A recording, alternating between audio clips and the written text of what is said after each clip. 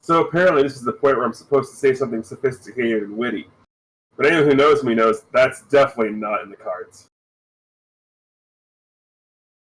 Wow, no comments from any of you. I'm very disappointed. I mean, really, yeah. I didn't understand the first or the second word. I kind of agree. You were cutting out half of it, and I ignored the other half. So, so nothing out of the ordinary then. No, not really. All right. Well, as you can plainly see here, we've got the entire, and I mean the entire crew here.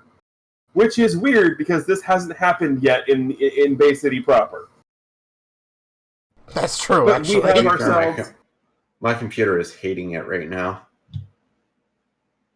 Well, to be fair, it doesn't have a picture of Dark, so it could be hating it worse. Could turn off my camera. That would probably save resources. And optical circuits. But anyway, welcome everybody to Bay City Chronicles Volume 5, Sanctuary City. This is issue 7, if my math is correct. It is. Familiar faces. You know what? I have something I want to show everybody, but I have to go get it, so I'll be back. Continue without me. They've already seen it. They've already heard it. Just stay where we are. No, trust me. I'll be right back. Stay. He's got to show off.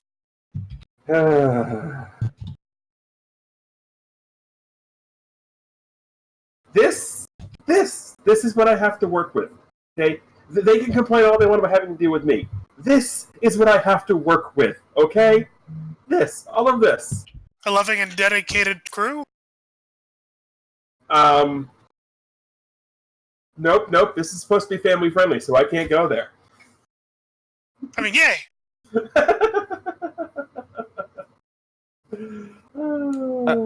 I mean, we do let you use the camera, so I don't know how family friendly we are. Look, I'm still wearing a shirt, okay? As long as there's a Surgeon General's warning on top of the stream, we're usually covered. Well, I mean, to be fair, Bay City Chronicles has been known to cause cancer in the state of California. But what hasn't? Exactly. So you're wearing a shirt, and I'm wearing a shirt. Dark Shadows. No, I'm not wearing pants. I haven't been wearing pants since I got home, but that's not a secret with me. I'm pretty sure we showed that off last week. Nope, this is a new one. It is a new one. He has more than one. Yes, I do. He's like a cartoon character. He's got like a closet full. This is just the... Yeah, this is just what was that? This is just the emote. It's just the boss. The last week was the full otter. I don't have a hand big enough to facepalm with right now. Yes, you do. It's called yours. No, because I literally just want to just envelop everything. I need 2 for this. Oh. Don't you have 2 hands? Why don't you just face desk? Because then at least there's a possibility of you knocking yourself out. TG breaks something. It is a glass desk, to be fair. We'll be starting the episode at some point tonight. So, maybe. For those of you who may not have been here last week, first of all, shame on you. Shame. Shame. Ding. Alright, so what happened is the plan to infiltrate the Totally Not a Space Laser happened. Oh, also, before that, Lucha went back to Utopolis, discovered that his home planet may or may not have went the way of Krypton. We're not entirely sure. Yeah, it's a little scary. You'll have to see that. So the plan to infiltrate the Totally Not a Space Laser happened. Lutra, Kestrel, and Anton made their way onto the satellite. Some crazy things happened, and they ended up, well, not entirely on Earth. They're on Earth, or an Earth, not the one they came from. They are on an Earth that, at least that refers to the United States portion and the North American portion as Solstice. There's not we don't know too much of what's going on about Solstice here. We know that our favorite space laser, not space lasering CEO, Carla Bryce / Wendy Barlow / Shaban / whatever you want to call her, is apparently either from here or has relationships here. And apparently there is a massive civil war happening, and she's on one side of it. That's about what we know. We ended last episode with our 3 alternate universe heroes standing in the alternate world version of Stormbreaker Technologies, and with the president of Solstice, who has been referred to as Seraphim, walking in, getting a little bit of a description, and ending with the line of... Why do you look so familiar? So with that, everybody, this is going to be, as I said, Volume 5, Sanctuary City, Issue 7, Familiar Faces. On the what? I was just gonna say, well, I was in a video, so maybe you've seen it. On the cover, the unfamiliar, familiar surroundings of Stormbreaker Technologies are there, with Kestrel, Lutra, and Anton all standing around the form of Seraphim, all with these sort of perplexed, quizzical looks on their face. In the corner of the room, there is the Solstice version of Dr. Casey, sort of sitting there with a intrigued look on his face. In the bottom corner, there is a logo, a glossy sticker of 2 Earths colliding into one another, signifying that this is part of the Worlds Collide event. Shoot, I forgot to put that in the title card. You should describe what alternate world Casey looks like, because it's depressing.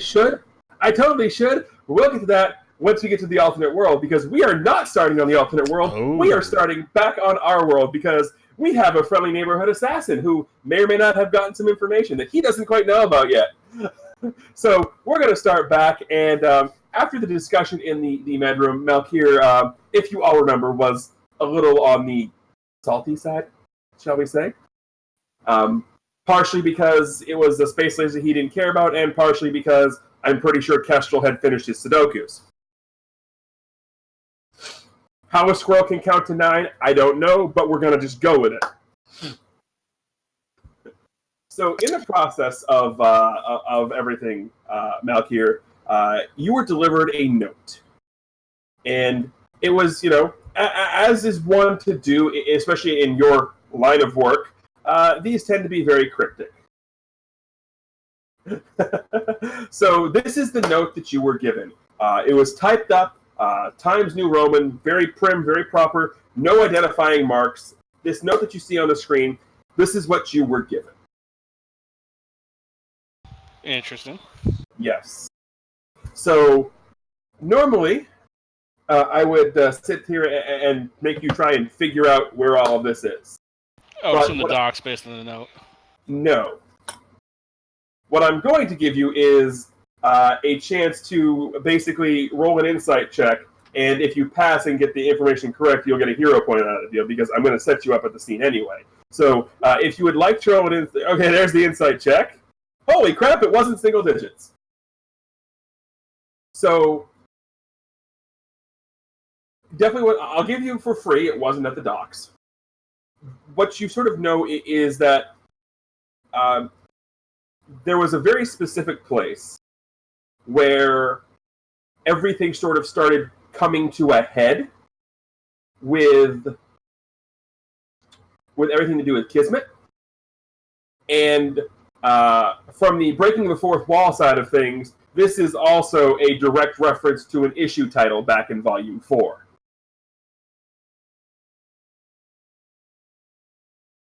Anything that hasn't been racked my memory now. So that is the information you will get. Again, I will set the scene up as to where you were going to be, but would you like to take a guess at where you're going to be for this shiny white poker chip that's masquerading as a hero point? Yeah, give me 1 second. Alrighty, I will give you a second here. But to paint the scene as Malkir is there, when we arrive at this location, it was, of course, going to be nighttime. Because why wouldn't it be nighttime? Because it's an assassin's meeting, so why wouldn't it be nighttime? We're going back to the Future Perfect area. Can barely hear you, Dark. You are not. Where you are going is back to Salem, where Malkir received the Medallion of Temerity. No, that makes sense. Okay. Because that episode was called Prologue. So you are back in Salem, Massachusetts. It is dark. Salem is a nice, quaint little village. And even though it's dark, and even though it's not sort of near the witching time, not near Halloween, it still has a decently creepy vibe to it because it's Salem.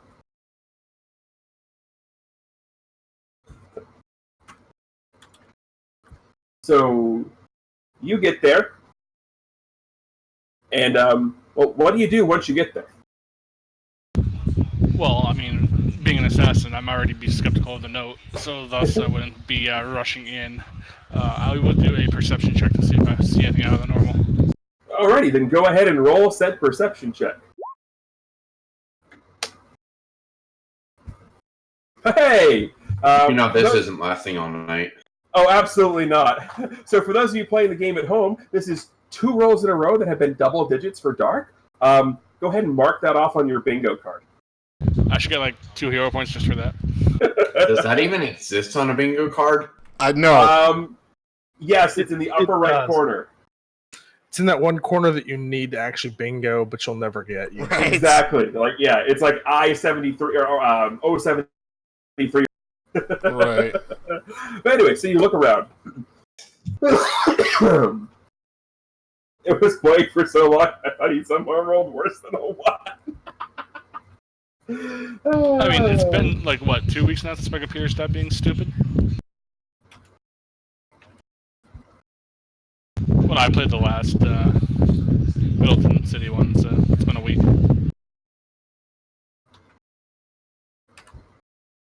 Okay, so you're looking around. We will be making the bingo cards here shortly. Once we get a website and a merch section. Anyway, moving on. So you're looking around, and you're back in the area where you guys fought that dragon spirit. Well, where Malkir fought the dragon spirit, and Anton and Lutra and Phantasm ate popcorn. Yep. Because that happened. See Volume 4, Issue Prologue for that. And you're looking around, and out of the corner of your eye, you catch someone who you think you can tell they think that you're not going to find them. They're hidden. They're going to be able to walk out, get the jump on you, that sort of film noir jump type of deal, and sort of catch you by surprise. But your training and being able to spot things is very, very good. So you manage to, and it's the stereotypical trope of like in the shadows, in the dark alley, in full black getup, just like. But you happen to catch like the starlight just glinting just right to sort of reflect off of the glisten in the pupils, so you know exactly where this whoever this is standing. I mean, I would hope I wouldn't be taken by surprise, considering I am a master assassin. But yes. Right. Well, the mechanics roll for it was their stealth check was a 26. Ah.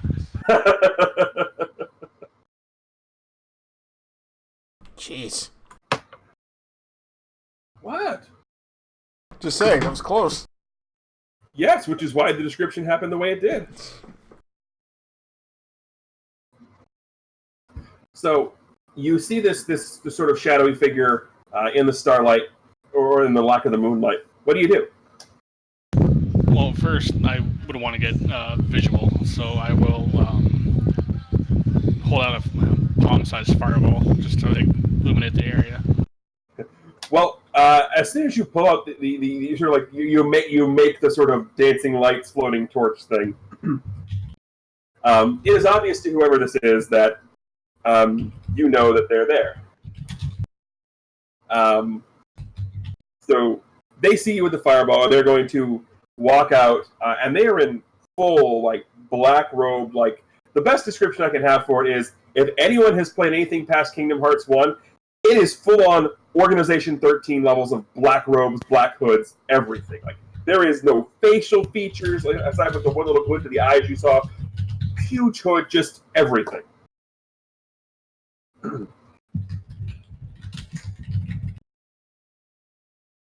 Well, then.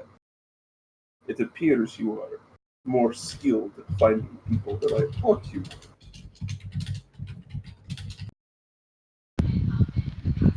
And you are? As my notes said, I am just a friend. I seem to be lacking those, so again, who are you? Word is, you've been looking for information about what President-elect Vernon was doing, specifically in regards to his assassin project. So Melchior would tense up at that and would instantly kind of go on edge almost. Relax. I'm not here to do anything to you. I have reasons to want this taken care of as well. But, unfortunately, the answers you truly seek are not here. They're somewhere far, far different.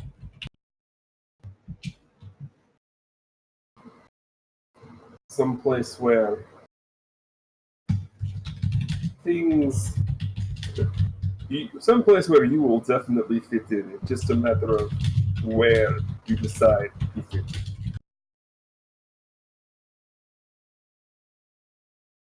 Because where? There are two sides to a coin. Both smiling, both grinning, both thinking they are going to turn up. The problem is that the coin keeps turning and twisting, landing on its side, standing straight up. Neither side of the coin giving you advantage. The information you seek is there. And exactly where is this place? He then reaches into a pocket and throws you a coin. It's of a strange design. It's actually it looks like a regular gold coin, but there's no markings, no engravings, no nothing. It's really just a flat, almost like a flat gold disc. The only reason you know it's a coin is because the edges have that ridge to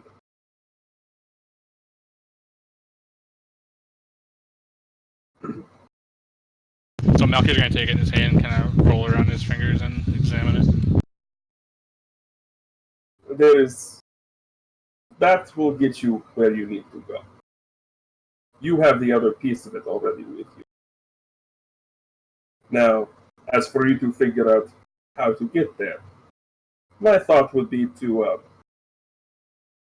see whatever advice old friends can give you.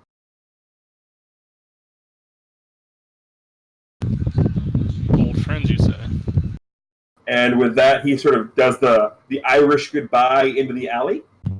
And by the time you get back there, he is gone. So you now have this flat, imageless gold coin.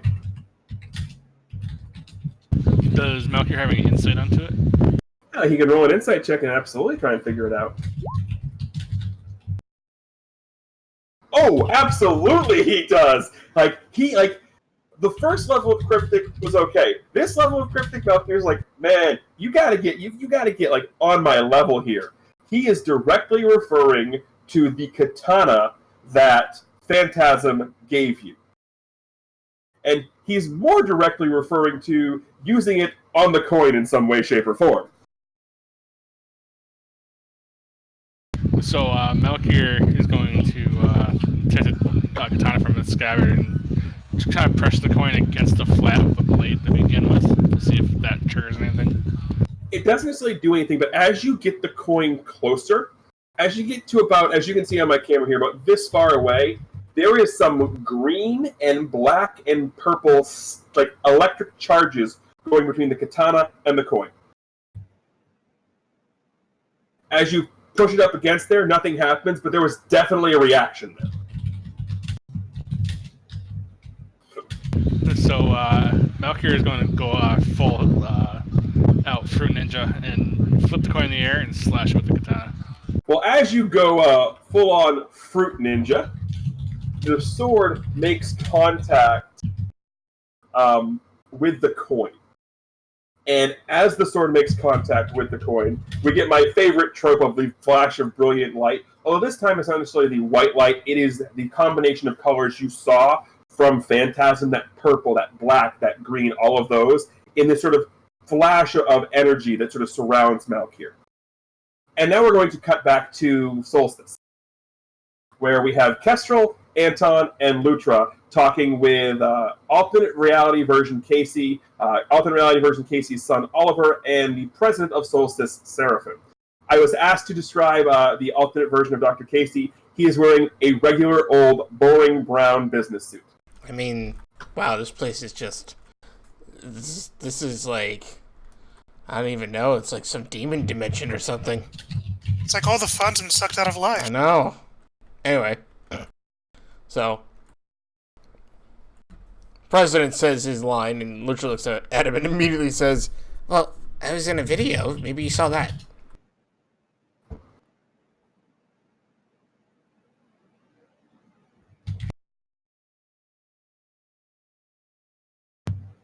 No, that's not it. Oh. That's not it at all. Oh, okay. I it's just like everyone else has seen it, so I kind of thought that...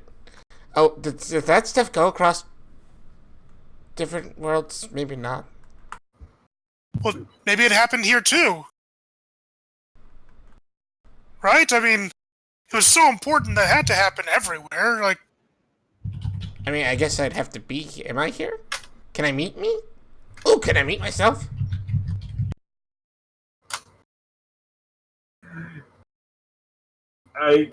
Casey looks at you. I don't necessarily know if that works in that manner.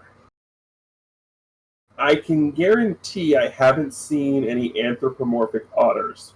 Oh. Or squirrels, for that matter.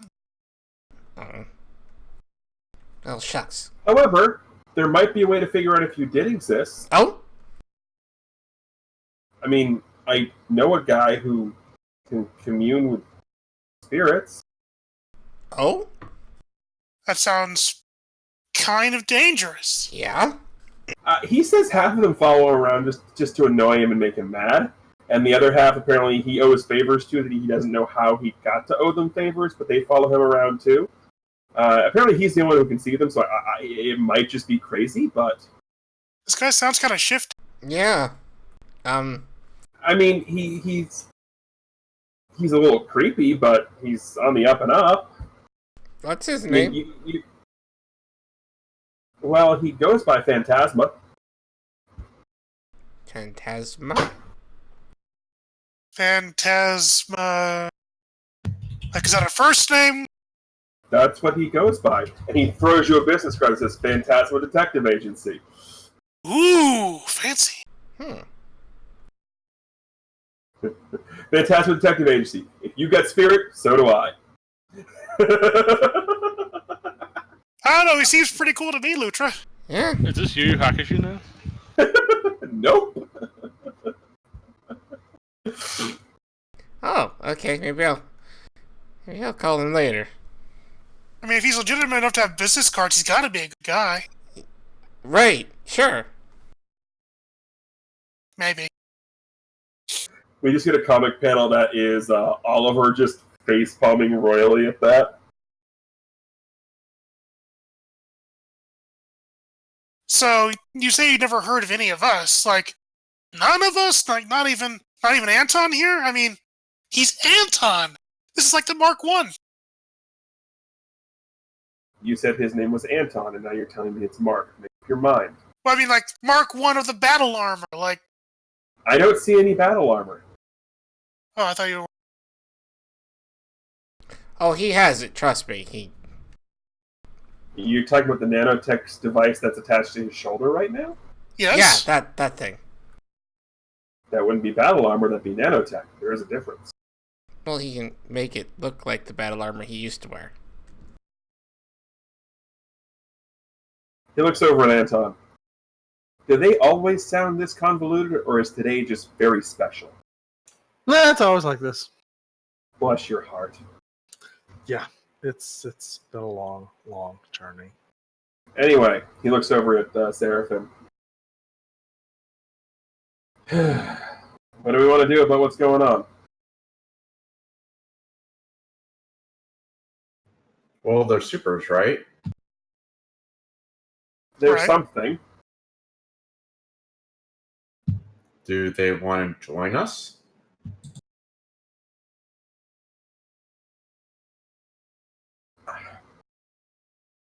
How? And I know they're in the room when I'm saying this, but how can you be so immediately trusting of people we just... I trust you. I mean, isn't that enough? Okay. I've just met them. I trust them enough not to attempt to kill me. I don't know if I trust them enough to join the cause. They could be sleeper agents for all we know. Oh, I'm very much awake right now. Not to interrupt, but isn't this cause you guys are fighting for, like, for all meta-humans and mutants anyway? We kind of clearly fit the bill. Also, for those of you in chat, that is a link to the business card. I mean, the bingo card.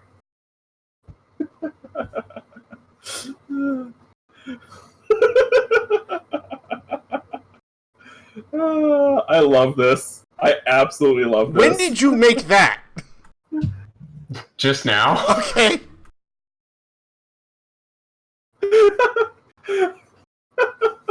So, for those of you who can't do this, OPT or someone can OPT. If you can post up on the stream, that's great. Yeah. But some of these are hilarious. Anton gets hit by something. I'm assuming it's supposed to be not in combat. Dark forgot his mic was up is hilarious. Me dying of laughter. You can already mark off weird accent because we've had that. Dark rolls greater than 10 twice. You can mark off that. Bright flash of white light. You can mark off that. This is great. Yeah. I love how This is Marvel great. character references the free space in the center. Yeah. Just happens anyway. Yeah. Hunter being Hunter is up there, which is awesome. Weird accent. We did that already. Yeah. Editor's note. We apologize for the off-ramp that just happened here, but it's a bingo card. Right. By the way, it is up on screen, although I don't know how well anyone can see it. We can also put the attachment in the YouTube description. Oh, absolutely. We need to have yes. like 7 or 8 of these, so everyone has a bingo card for the next time we do this. Remind The me, only one remind me The this only is one a who won't thing. have one. The only one who won't have one is me because I can control half of this. Oh, there we go. I can actually zoom in. To be fair, so can I now. That is true. That is true. You have the power. So what you're saying is I need a PC as well. Gotcha. A camera being turned off. That's basically everyone now because of my computer for the next couple weeks. No, I think That wasn't like it being turned off. That was it turning from on to off during the stream. right. He means like this. Yeah, there's 2 singing things on here. I just have to say that. I put 2 there? Yep. Some sort of singing and someone singing. Which are technically 2 different things. Yeah, We'll I've return changed to our it. normal scheduled Well, BCC episode. No, this at is some fine. point Well, today. Yes, but you can replace one of those singings with the AI being snarky. Anyway, yes. So, yes, I Cat. don't trust The them. cat should be on there. Yeah, the cause. So, how can you trust them so? Listen.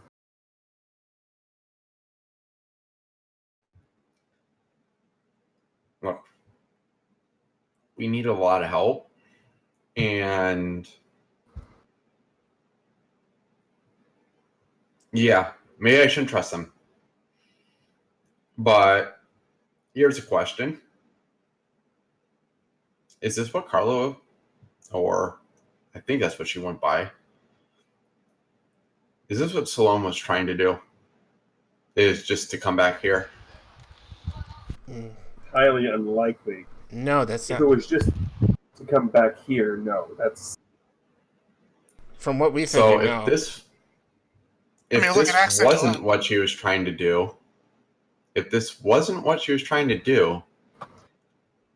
and it's what ended up happening, and these odd characters came with her, my only presumption is they did something to screw it up. yes, but herein lies the question: was the sabotage intentional or accidental? Oh, very intentional. Yes. Lutra, make a deception roll. Deception? Yup. Why?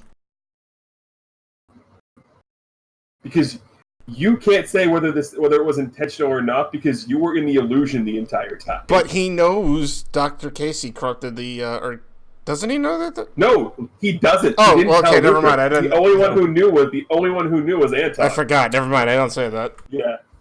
Nope. So Wait, go ahead. but no, and make he that would have deception had to roll. have figured something like that. I don't know.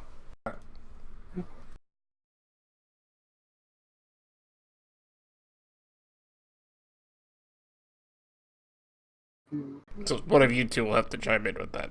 I think we can answer your question with a yes, Dr. Casey. You think you can answer the question with a yes? That it was I both can accidental and confirm- intentional. I can confirm that Dr. Casey tampered with the nanotech that she was trying to use. Lucha looks over to the. I'm- Oh, Going to assume you mean your world's version. Right. Correct. Okay. So Which at is least why we were on the rocket that she was launching.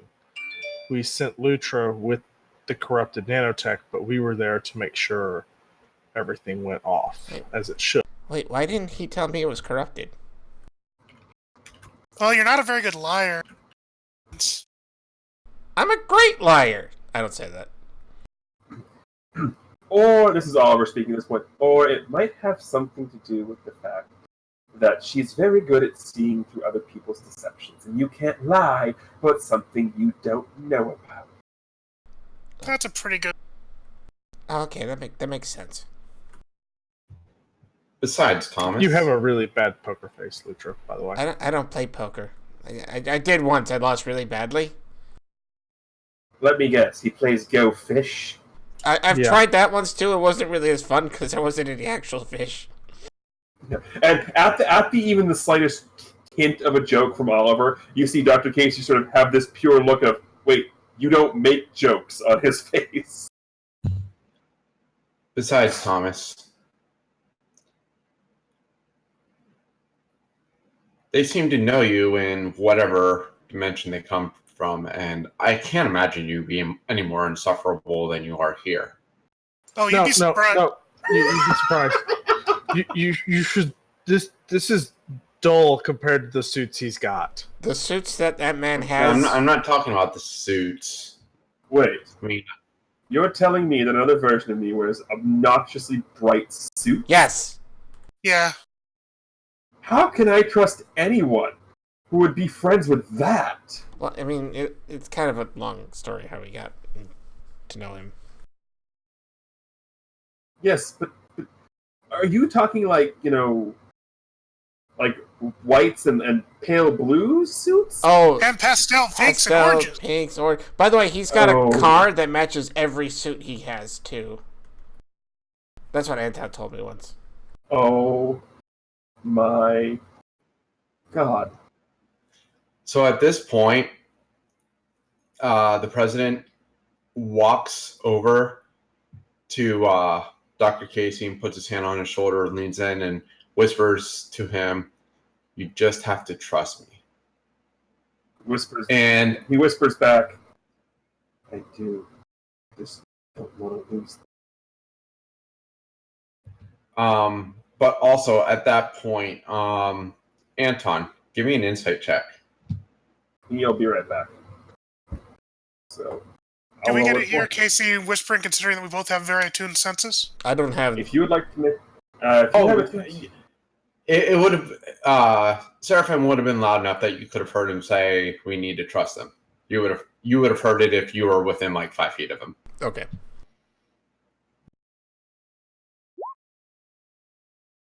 that's for you for later. Grim. Okay, actually, that's not going to do anything. So I didn't think so.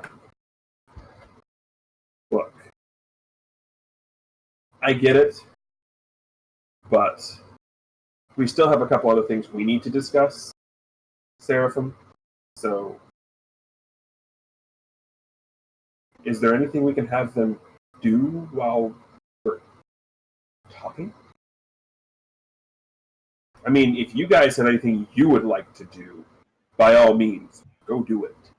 Well, I'm kind of a little hungry.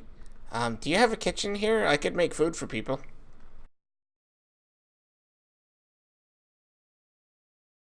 No. Oh, okay. We have a complete automated staff that takes care of that. Oh. Okay. I mean, what else would we kind of do? I mean, this isn't really our world. It's just kind of like a world that looks very much like our world, but isn't quite. And so they're just like little. I Parallel. don't know. Go meet people. Figure out what you're doing here. Figure out why you're here. I don't care. Stay here if you want. We Just could. Hey, Lutra. Did you know any people back in Bay City, like outside of us, like our group? Oh, I knew Barry. He was. No, aside from Barry. Let's not talk about Barry. No. Email, Bob. do you guys like video games? Yeah. Oh, yeah. I'm not very good at them. Yeah, they're fun. Well, I was gonna say, if I remember correctly, Dr. Casey from when kids hung out here a lot more has a copy of Non-God Fighting in his living area that you guys could probably play. Gee, we could play that game and not have Hunter beat us up, Lutra. Right. Yeah. You're right. Let's. at this point, Oliver sort of looks at you. Yes, I mean, you potentially could do that, assuming Rebound hasn't absconded with the system like he tends to do. He has a place of his own. I don't know why he continues to stay here. Gotcha. Actually, do you have a piano, Dr. Casey? This is a science lab and a base for revolution. Why the hell would I have a piano? I was just asking. It's a big building. You never know. No, I don't have a piano. I mean, if you want to do something in this big building, there's like 5 rooms just full of paperwork. Actually, there's something I Sort them or kind of something. would like to do. What state's the city in right now? Is it pretty safe to walk around in? You're a mutant. I would assume so. I might look some people up. Just remember, the people that you look up here may not be the same people that you've experienced back at your home. Yeah. They might.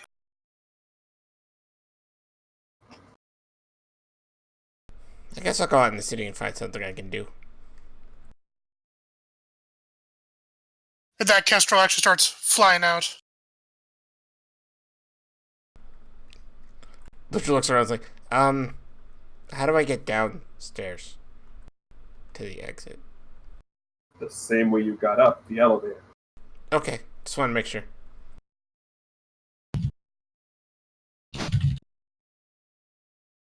So,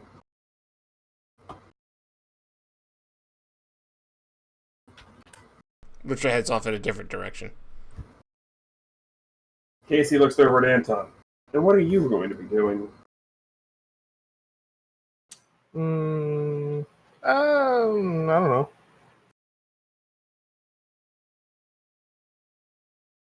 Would you mind delivering something for me? Fine. Yeah, what you need delivered? It's a college student who is living in an apartment complex. And his computer broke, and it's sent to me to fix it. Would you mind dropping it off? Yeah, no problem. So he hands you a laptop bag with a computer in it. The address he gives you is the exact same address of the apartment complex that you landlord for in your world. Strangely enough, it is not apartment 126. It's apartment 219. Who owns this building? I do. Okay. Just happen to be the landlord of it in my world. Oh, yeah. Then you know how to get there. Excellent. I do. So we're going to turn the page to the next panel. And Kestrel, what are you doing? Kestrel, after he flies out of Casey's building, he's going to go back to an address that he hasn't been to in a while. He's going to try looking up the address of his old childhood buddy, somebody by the name of Bobby Bunsen. Okay. So is he looking up the name, or is he going to the address? He's going to the address that he remembers first. Okay. Describe what this address looks like. Typically it was my house that had 2 stories, nice typical home, except that it's not always in the best upkeep. Kind of on the lower end of the economic spectrum. Usually the door was swinging open in the front, and then the top floor was usually where his friend was, because that was kind of a small little attic type. Okay, well, that's the house you remember. You get to the address, and it's not that at all. It's still the same 2-story house, but this place is immaculate. To the point where you're pretty sure someone went out, took the ruler, and cut every blade of grass to 3/4 of an inch. That level of particularness and immaculateness. It's a little disconcerting, honestly. Is his mother not a drunk in this universe? Oh, this could be great! Catcher flies up to the front door, and he, oh wait, no. He goes to the window, he goes to the second windows, see if he can see anybody. Roll perception. Alrighty.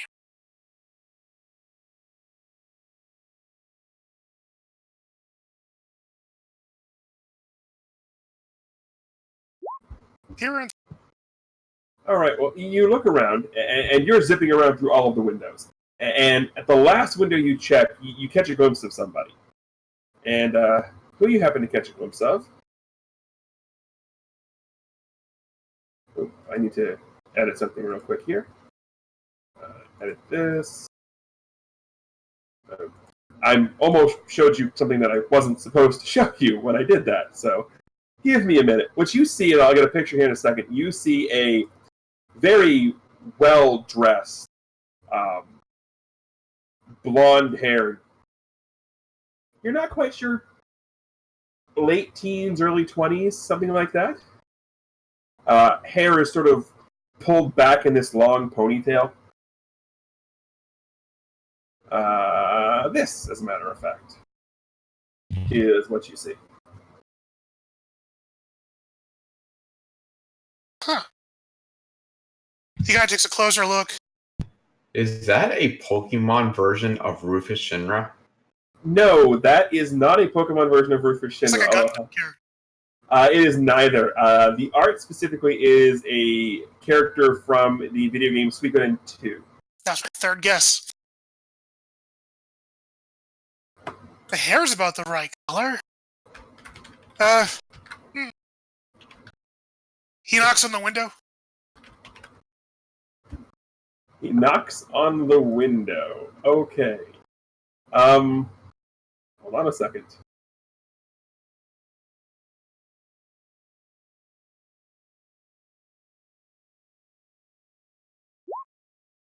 Does a 21 hit you? Is that my dodge? That would be your dodge. Thank goodness. 21. Oh, that misses me. Okay, That's lucky. So you knock on the window, and whoever this is, turns around in a flash of black and red energy. He just sort of, almost like he's throwing a knife or a dagger at the window, but it's just this black and red magical energy in the shape of a sword that doesn't break the window, clears right through the window, and just grazes right by you, missing you, hitting the tree behind you, and poof!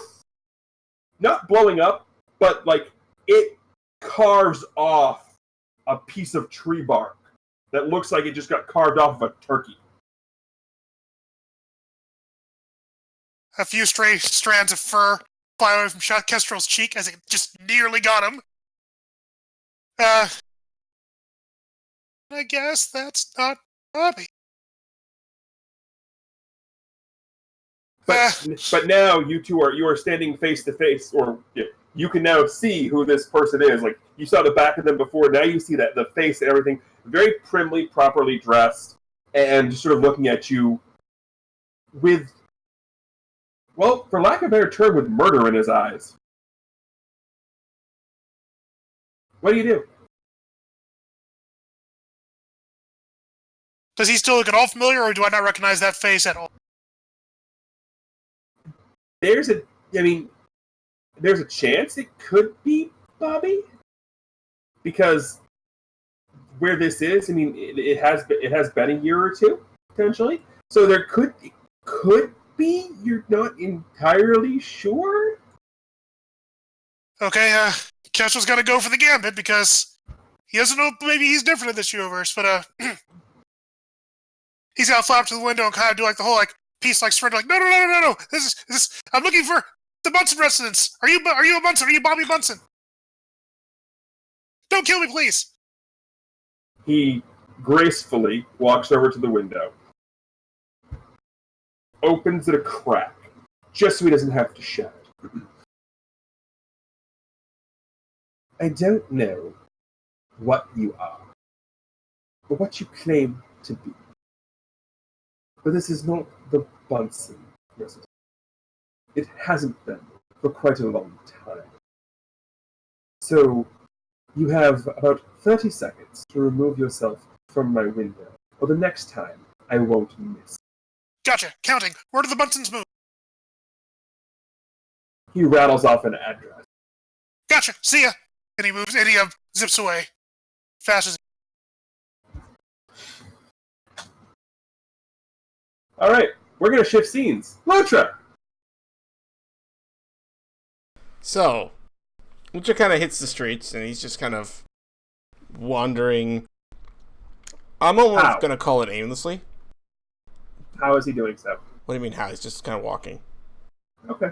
Like, yeah, he's just walking down the streets of Bay City, just kind of looking around and seeing how things are different and maybe not different, but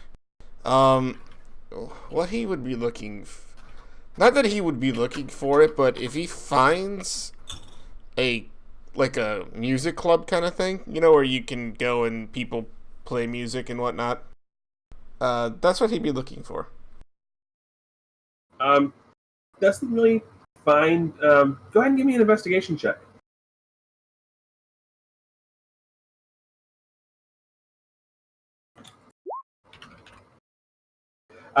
He finds absolutely nothing. So, as Lutri is wont to do, his wandering eventually takes him to, well, the docks.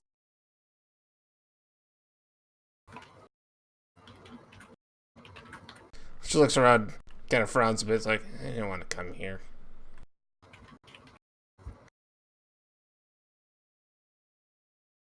So, Lutri has wandered his way to the docks searching for a jazz lounge. What do you do? Well, he kind of shrugs and just walks on. Just kind of starts looking around and saying what's at the docks. Since he's here. Didn't really want to be here, but he's here. Going any place specific on the docks? Probably closer to the water. Maybe if there is the fish market here, maybe in that area, but... There is the area where the fish market was. It's not as active as the one where you come from. And you immediately get the distinct feeling that something... to surprise the docks are on the card. Chat. You get the distinct feeling that something is amiss down. There's something you're... Okay, we're just going to go ahead and keep looking. Go down towards the fish market area. Be sad that it's not nearly as active. No, there's like 4 total people around here. But there's definitely something on the odd side of these. Especially considering one of them has 4 arms. And is just built like an absolute brick.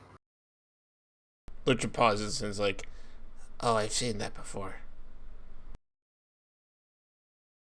Mortal Kombat. Goro. Right. But he kind of looks at that and tilts his head. Like, okay, that's weird. So he's gonna keep looking around if he can figure out what's bothering him about this area. Or he can make an insight check, absolutely.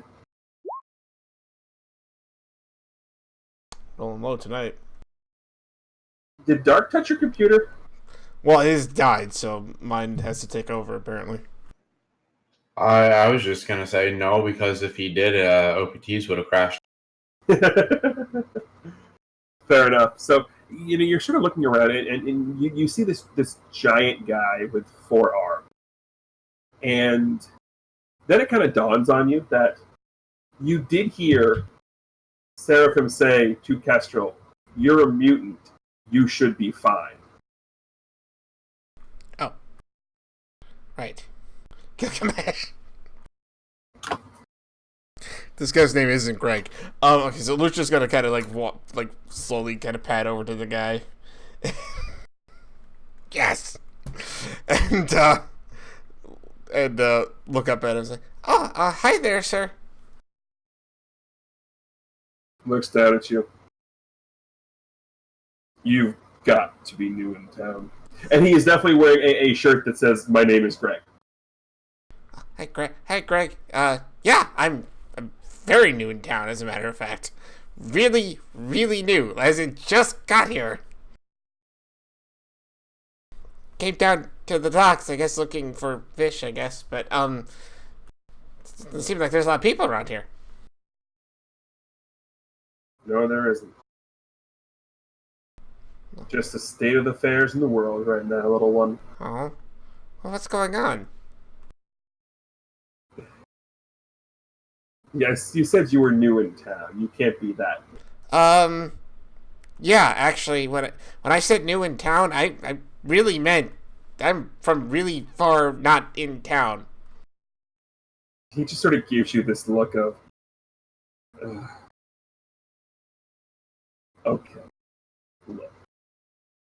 The world's... It's in a bit of a thing.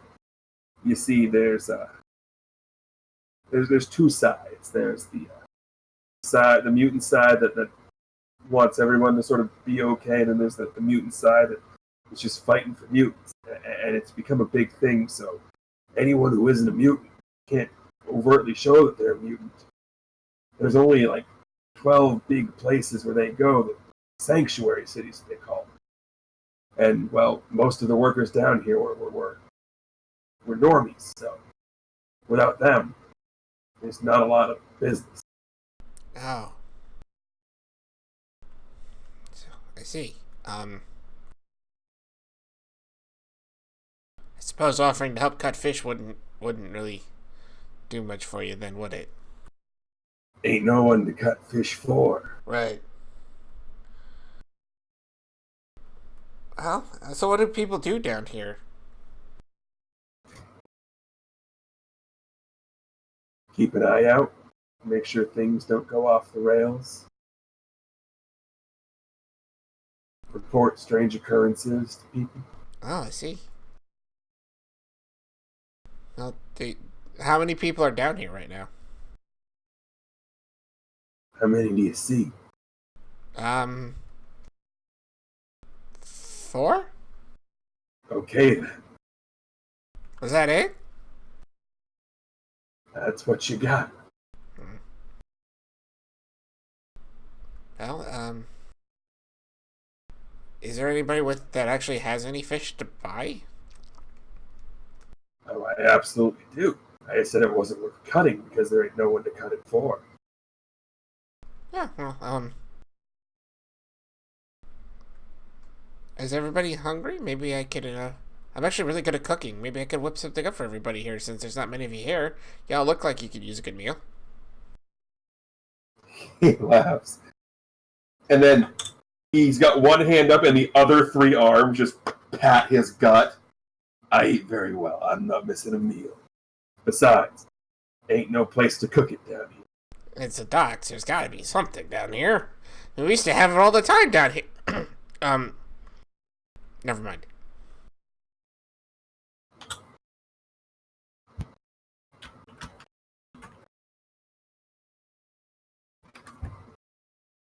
He looks at you. Is that so? Well, not here exactly. I'm gonna make a friendly suggestion. I'd leave if I were. Oh. Fine. I guess it's the same everywhere else. And I'm not saying that because I don't want company. I'm saying that because saying the wrong thing could get you in a lot of trouble. Oh, I can take care of myself, but thanks.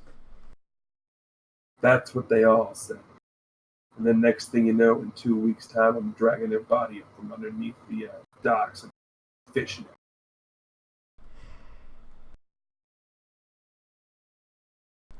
it. He just kind of shrugs and slowly silks away. He mutters to himself.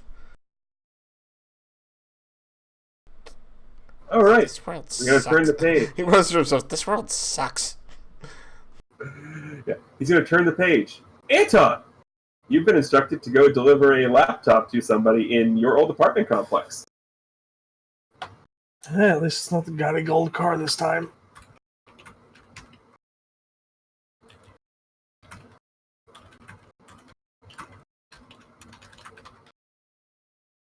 Okay, so I assume you're just going to attempt to walk down there, or are you gonna try and take public transport? I have a mechanical suit. I'm flying. Okay, you're flying.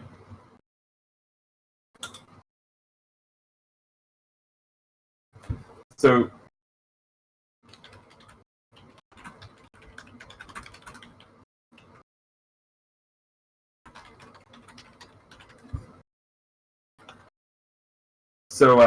you know the path.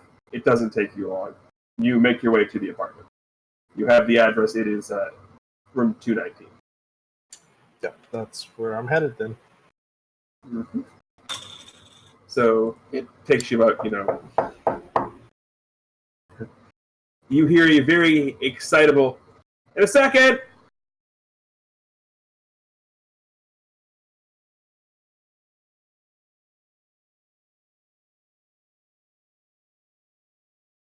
And that's not I hit the wrong button. So takes you a second, and door gets opened, and standing in front of you is, well, roll me an insight check as I get this picture correct.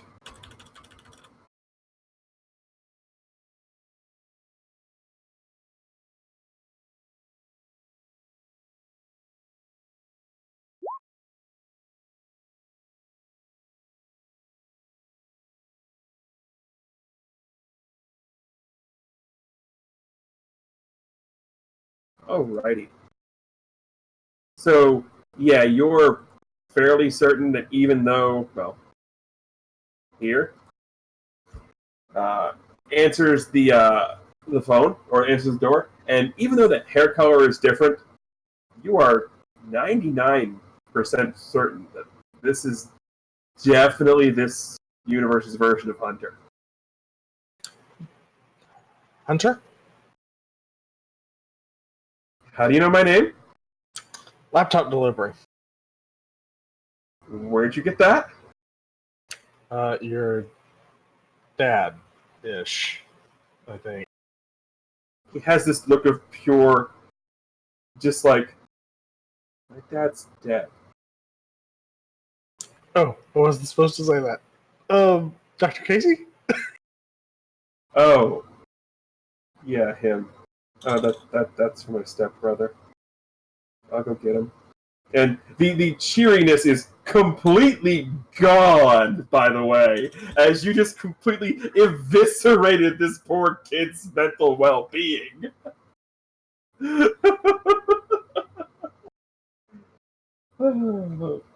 So he's gone for a couple of minutes, and you definitely know that there's a conversation happening because you know how big these apartments are, and it doesn't take that long to go get anybody in one of them. So you know there definitely is a conversation happening. And so it takes about 2 minutes, then coming around the corner, I'm not even going to make you roll the insight check because this one you will get for free. The aforementioned stepbrother comes around, and well, you definitely recognize it as, well, Ven. Yep. This figures. Hi, Ven. I'm going to assume that you know my name because you were given it by Dr. Casey. Sort of. Sort of. But the same sort of reason why you're making my stepbrother cry by mentioning people who shouldn't be mentioned? That one's on me. Yeah, my bad. Yeah. Oops. I thank you for delivering the laptop. And now... There you go? Yeah. Yeah. Yep, gotcha. Yeah.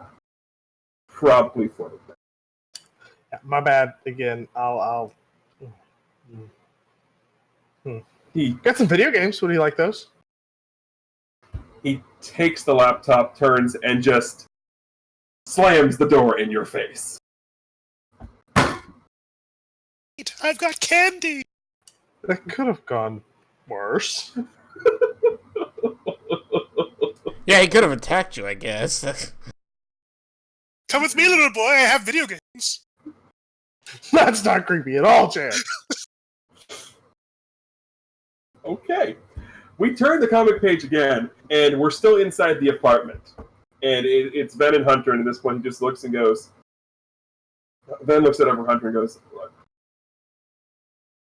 I don't know what the heck was up with that. But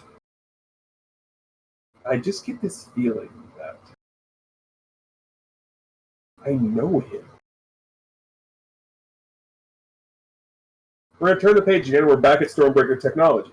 At this point, it is just Dr. Casey and Seraphim.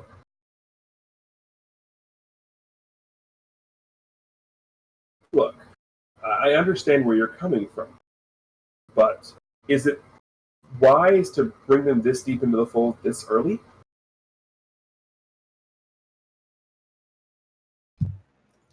They brought her back here.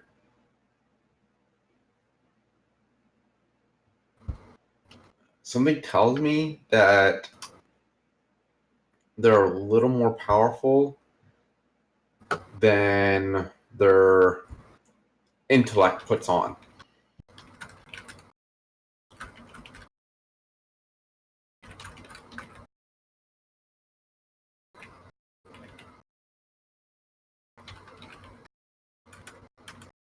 I mean, you're not wrong.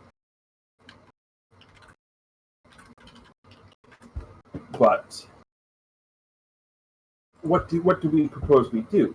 Do we just send them right into the den? I mean, we have a potential way of connecting the two, but do you really think that pairing them with Lionheart's the right idea?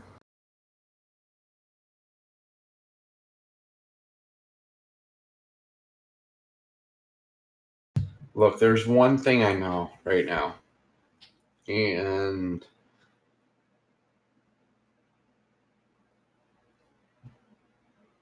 this is why I sort of need them on our side, is we haven't heard from Steven in quite a while. And Salome is now here, and Steven is not. Instead, these people are. So if there's any chance they know anything about Steven, or if there's any chance that they can help us with what we need to do, because Salome's been gone for a little while, but the longer she stays here, the more powerful she'll get. You're not wrong, but let's ask the other. I have to ask the other question, the elephant in the room now. Why do they seem familiar to you? I don't know. Did you ever have that sensation when it feels like you've dreamt something, but you don't remember the dream? All the time. That's what this is. So, especially that otter. Like, why would I remember an otter? I mean, I would find it hard to forget a 5-foot-tall talking otter. I would try my hardest to forget a 5-foot-tall talking otter. That's just kind of, I mean, and we're surrounded by mutants, and that's kind of odd. Yes. The fact that the 5-foot-tall talking otter should freak you out. Not the 2.5-foot-tall talking squirrel. Or not the fact that these people claim to know a version of me that wears suits brighter than Easter eggs. No. It's the 5-foot-tall otter that freaks you out. After everything you have seen. I didn't say he freaks me out. I just said I'd want to forget something like that. I mean, I don't blame you. I mean, what's next? He's going to sit there and say that video that he referenced was him surfing on the water? I mean, he probably just goes full Frosty the Snowman and just belly whopping across the waves.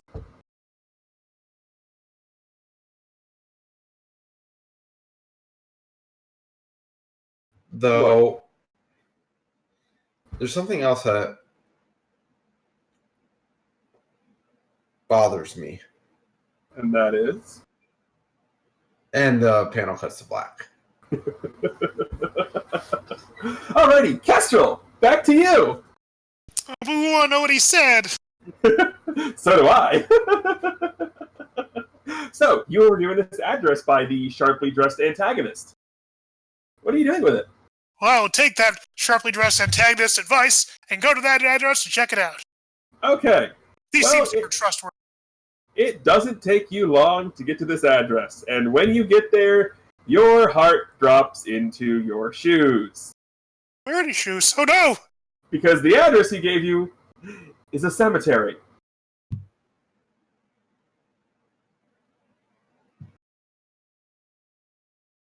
What do you do? Kestrel double checks the address. It's correct. Yes, I don't. Yes. Astute readers of the comics will recognize this address. Editor's note: see 1,000 Heartbeats, parts 1 through, I think, a bajillion for the graveyard there. Or maybe he was just being a jerk. Could have just been trying to blow you up. He can't be dead in 2.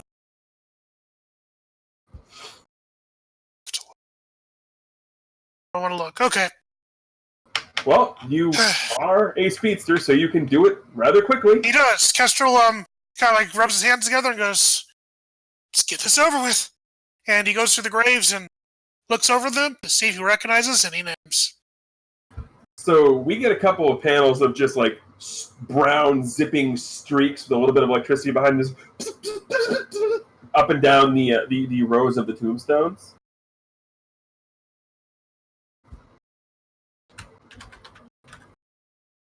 And it takes Kestrel all of like 5 seconds to run back, stop, and just like put the brakes on. You get the really comic booky like stopping panel with the heels dug in,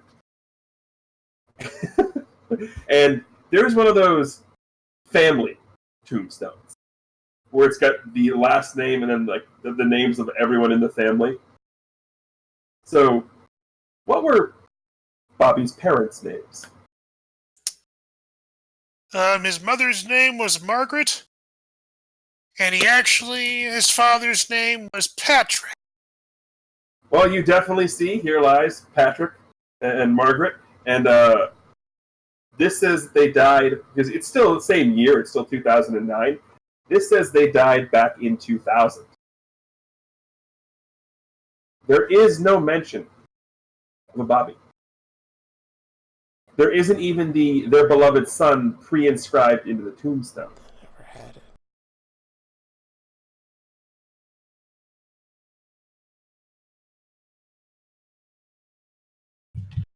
But there is space beneath the names for a third name.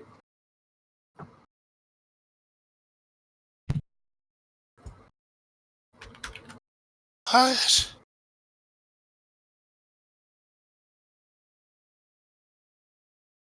But the space for the third name would be blank. Yeah. But usually on those, it says their beloved son, it has this birth year, and then it has death year. That's Right. not there. But go ahead and give me odds or evens. Heroes choose evens. I'll choose evens. Okay. Noted. Thank you. Okay. So, you're staring at this tombstone. What do you do? He stares at this, and he's kind of thinking like, year-wise, maybe they had him and gave him up for adoption?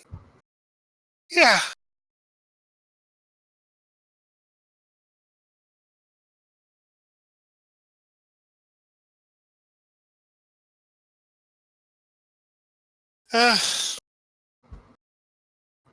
Ketch's gonna hover over that tombstone for a while.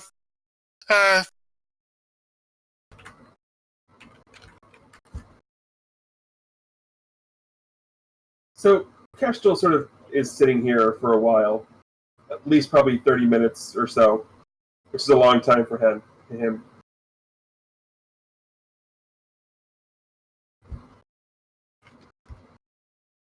And at this point, as you get ready to leave, you hear this. What are you doing there? From behind you. Kestrel whoops around and says, "Oh, I'm sorry." You whip around and you can't form words as you turn around. Because someone you recognize is standing behind you. With what appears to be some hand-picked dandelion. Oh my god, where's And definitely looks as if the clothes have seen better days. Aww. Kestrel kind of floats there in the air, and kind of drifts down to the ground as his mouth is hanging open. Also, go ahead and take a hero point for me, triggering your something to remember complication.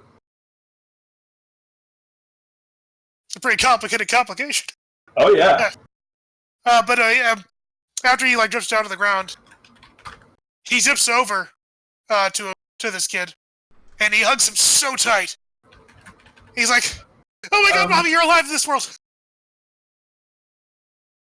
Okay. Yes. Who are you? Why are you hugging me? In this world? I just need 5 minutes. Okay. This is really weird. He takes one of those deep breaths that's really shaky and goes, "Okay." He's scared, but you're a 2.5 foot tall talking squirrel, so he really doesn't know what to do. After a few minutes, he lets go and he kind of drifts back, and he still's kind of calling himself, "Okay. I'm sorry, you're Bobby Bunsen, right?" Yeah? Who are you? Well, you may not know me here, but my name's Kestrel.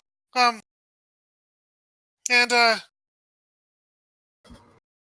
this is gonna sound kind of weird, but we were best friends. Why would I be friends with a squirrel? Well, I guess that kind of depends on the big question. Bobby, are you what they call a metahuman? No. Although I'm not supposed to say that out loud. I'm so sorry. Well, it's really complicated to explain. I think it might just make things really hard for you if I do. Now that I think about listen, I'm sorry, I started on the wrong foot. How are you doing? You look well. You say that as you look down, and his clothes are dirty, disheveled. Like you're looking full on like street urchin, 100%. I'm alive, That's a plus. but this whole war thing is just crazy, and I mean, Bobby, do you have a family? he walks over and places the dandelions on the grave as his answer to that question. I mean, new. No. Everything's so crazy right now. Nobody wants to admit to taking in someone who's not a mutant, especially not in this city. Oh,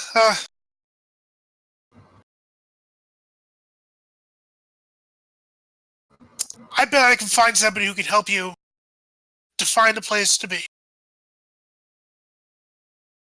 Because you're a great kid, and you're destined for really great things. I know it. And all you need is somebody to give you a chance. I think I can help you get that chance. What do you say? Before he answers, the response you hear is just, which is definitely the sound of a grumbling stomach. And it's very audible. Well, can't think on an empty stomach, right? I got an idea. I'm gonna take you to this acquaintance of mine now. And he said they have food there. We His can get you eyes light up at meal. the hearing of the word food. We can get you a meal, and then we can see if he can help you out. It's really not safe to be walking the streets. How are we going to get there? Oh, don't worry. We won't be walking. Okay, that's a great line to turn the page. Lutra, you just got told it's best to keep your head down. You should probably leave. What do you do? I mean, he leaves the docks.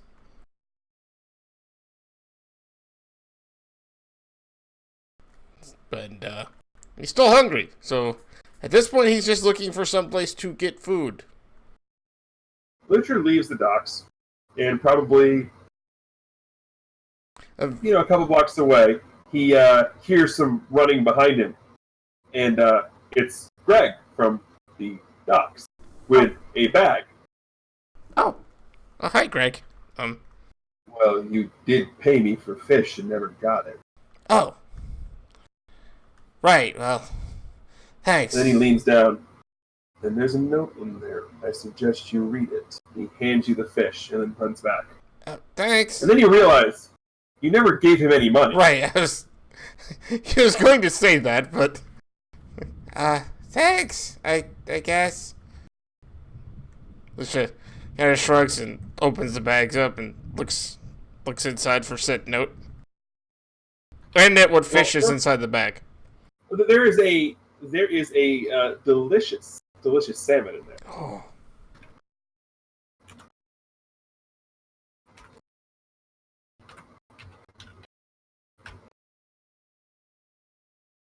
No, he looks further out.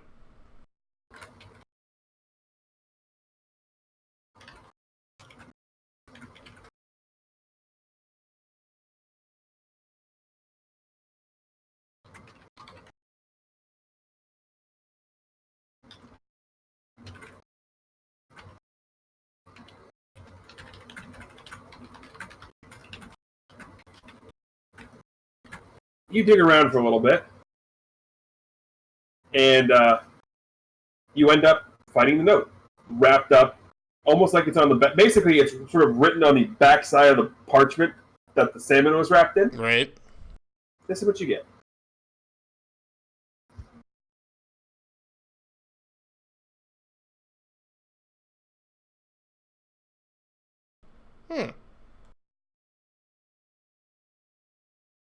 Tilts his head at this and is walking. The description.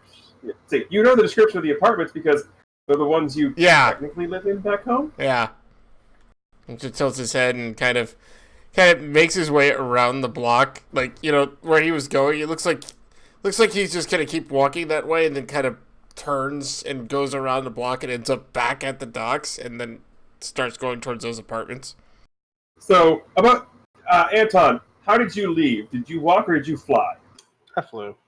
So as you're sort of walking down towards the docks, you definitely see somebody, you're pretty sure that's Anton flying over back in the other direction. Lucha does this thing where he kind of tries to wave and is like, oh, he can't see me. Anton can roll a perception check if he wants to. Oh.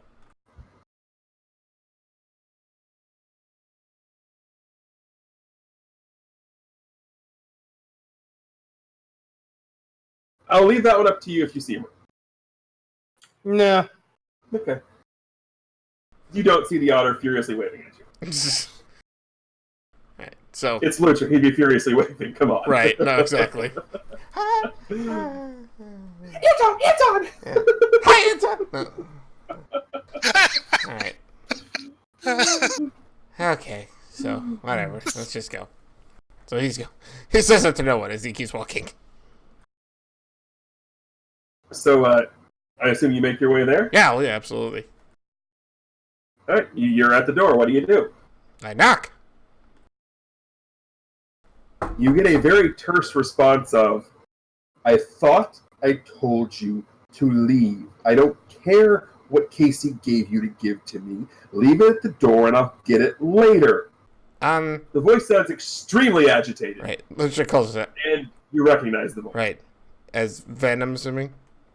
Oh, yeah. So Lucha says, well, you haven't actually told me to leave yet, and I don't have anything from Dr. Casey, and is your name Ven? You just hear this. How in the hell do both you and whatever messenger he sent seem to know who I am? Oh, That's ridiculous.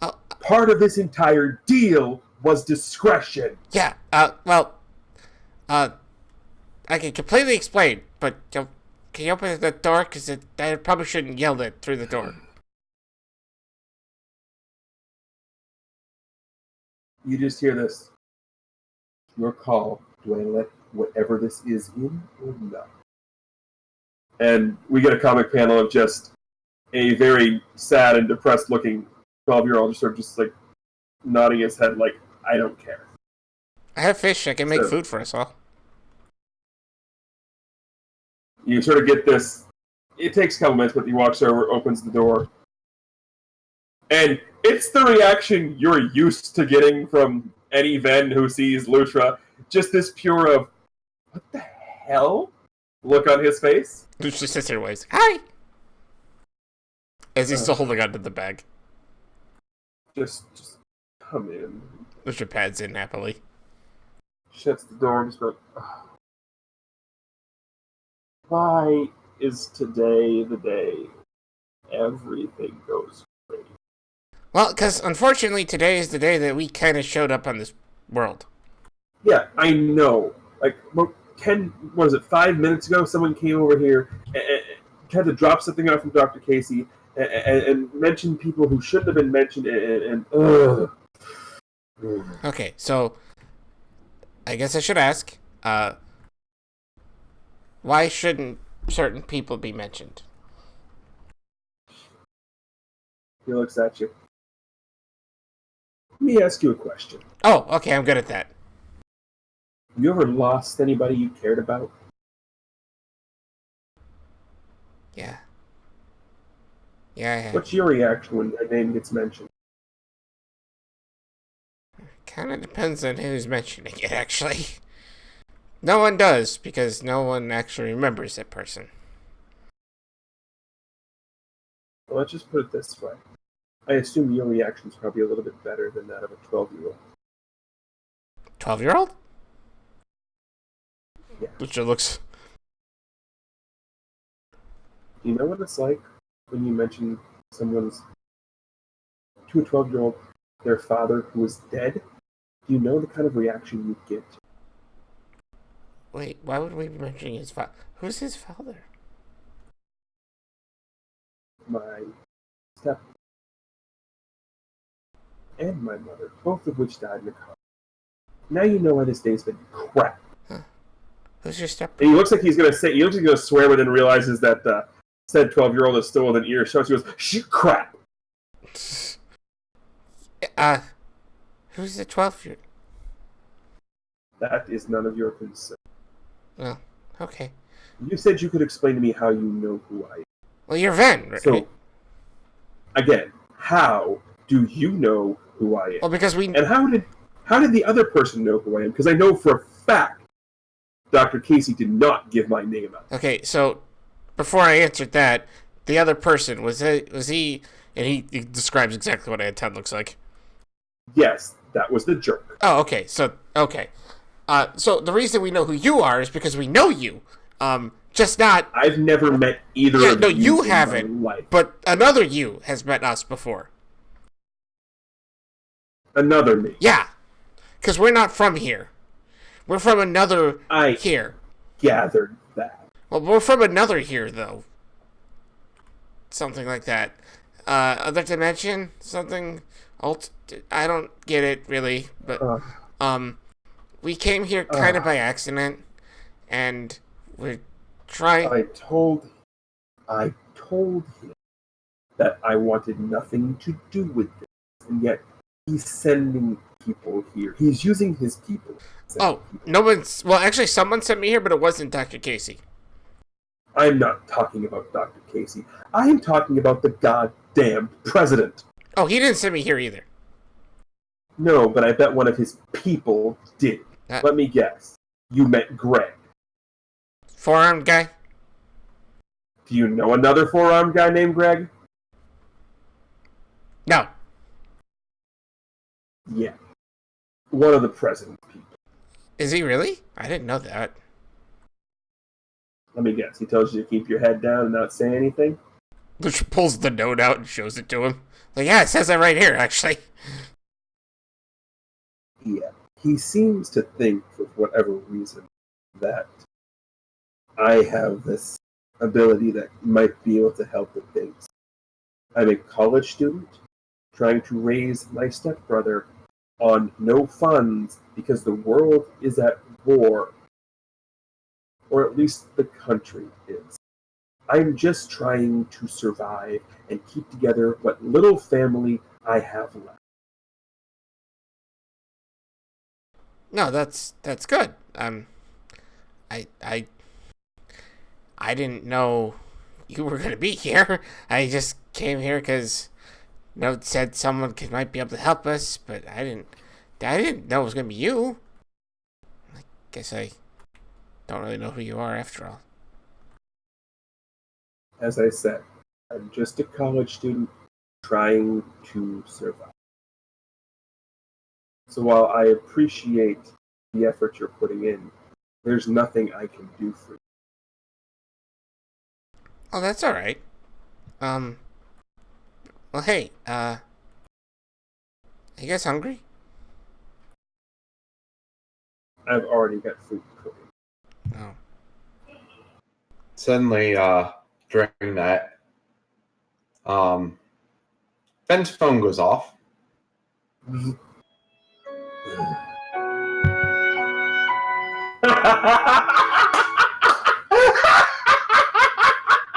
What was that? It's actually Ventus's theme. From Kingdom Hearts Birth by Sleep. Nice. Yes? Would there ever happen to be a 5-foot tall otter with you right now? Oh, yeah. 1, why did your boy send him here? 2, how the hell does he know who I am? 3, why the hell do I feel like I've seen him before? Well, 1, I don't know why Greg sent him there. I was trying to figure out why when he called me and said that he sent him there. 2, he says he knows you because he knows a version of you. Yeah, he said that, and you and I both know that's BS. No. Oh, God. Okay. And 3? I don't know. I feel like I know him too, but I don't know how. It's like he's from a dream that I can't remember. Okay, that's... And he looks at Lutra while still on the phone. Okay, that's weird.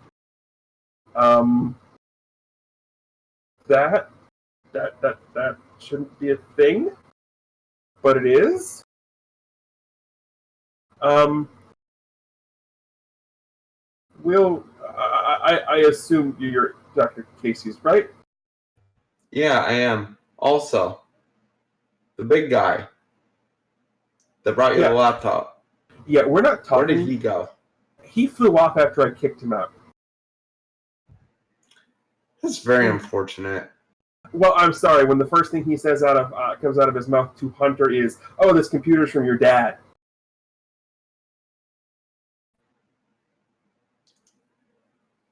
Should have called me first. I probably should have, but I had to deal with a crying 12-year-old.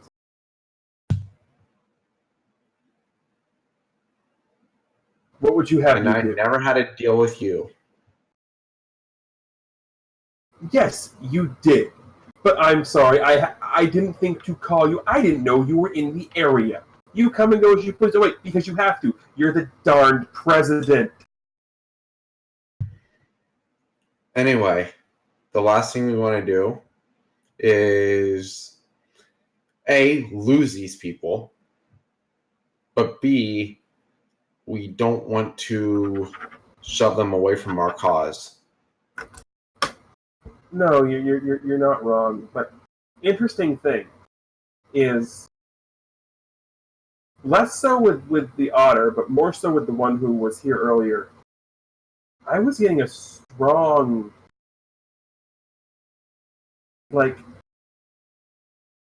residual feeling of you.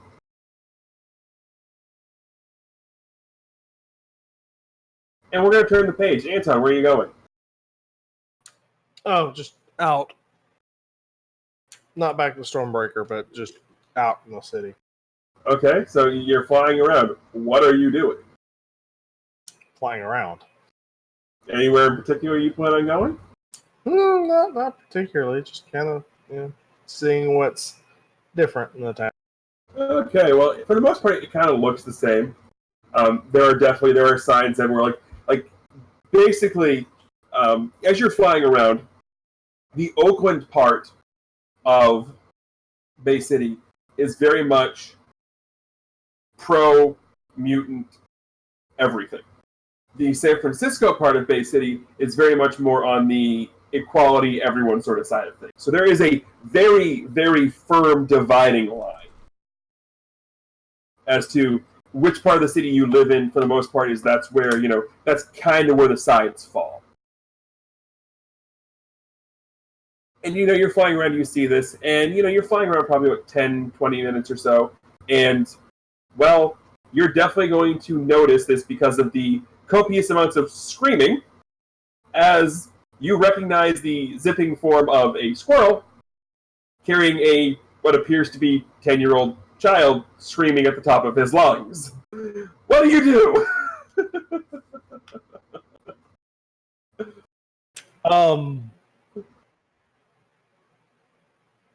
Laugh at this point. Don't worry, you'll get used to it. I have roommates, so I'm not going to actually scream laugh. But just picture that there is just a panicked, freaked out 10-year-old boy being carried by Zippy the flying squirrel. Well, I mean, you get used to that after a little while. Anton just keeps flying. That just ignores the fact that Kestrel is carrying a random child.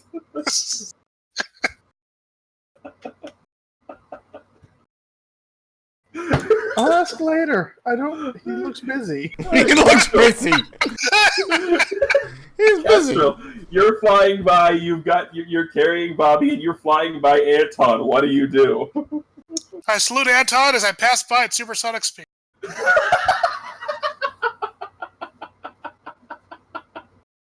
Okay. You see in Anton's head a scene of where you can see Yeah, you just see the screenshot of Kestrel saluting. Yeah, it's just the screenshot on the HUD.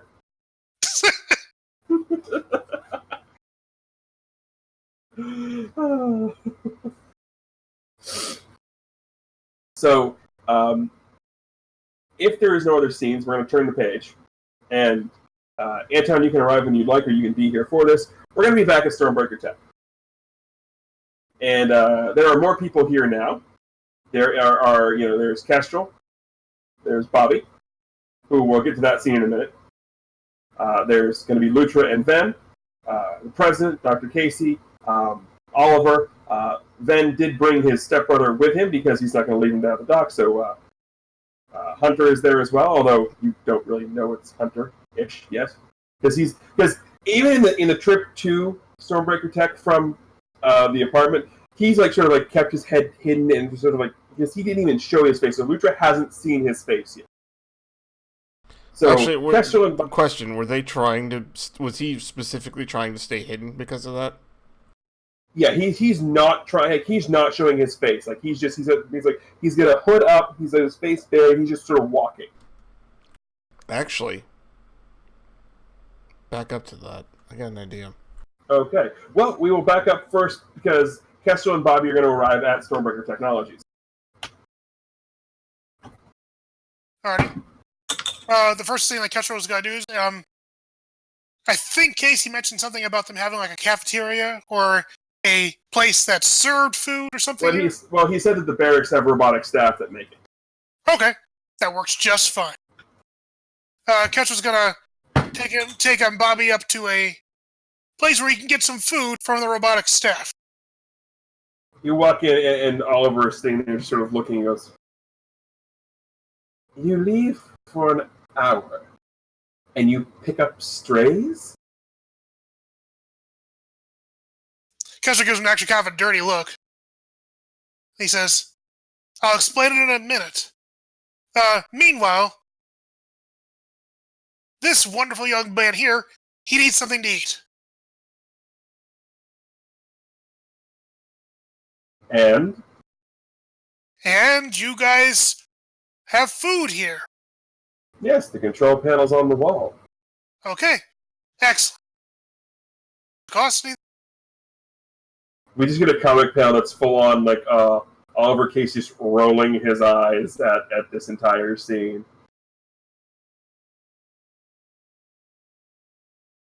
So that happens. We'll turn the page again back to the apartment. Alright, so I guess at this point the phone conversation is over. Right. So I guess we're going back to Stormbreaker. Yes, the president has requested that we go back. Okay. And if we can find your friend on the way, we're to bring him with. Gotcha. Richard looks at the salmon he's got. It's kind of frowns like, I'm never gonna get to cook this. It's not fine. Whatever. All right, cool. Let's go. Give me a minute. I get to go grab somebody. Oh. He runs off, and you can definitely hear you just hear this. I don't want to go. It's like, you have to go. I'm not leaving you here. I'll be fine. I'm like, no, you're coming. I don't care. You don't have to. If he's there, you don't have to say anything. You don't have to acknowledge he's there. But you're coming with me. I know you don't like I want to do this, but it's not up for negotiation. You just hear this. Fine. And Ben comes out, and behind him is, a small-ish 12-year-old child, hood up, down, like he's like just like mad, angry at the world, like arms crossed, head down, like hood drawn, strings tight, the whole 9 yards. Right. She looks at him and says, why is he all hiding his head like that? He's mad at me because I'm making him come, and he's still pretty mad at your friend who showed up earlier, and I don't blame him. Oh, okay. Okay, so out of game, he's not actually trying to hide his face for reasons of walking outside? No, he's just angry at the world. The out-of-game reason is he doesn't want people to see him cry. That's the out-of-game reason.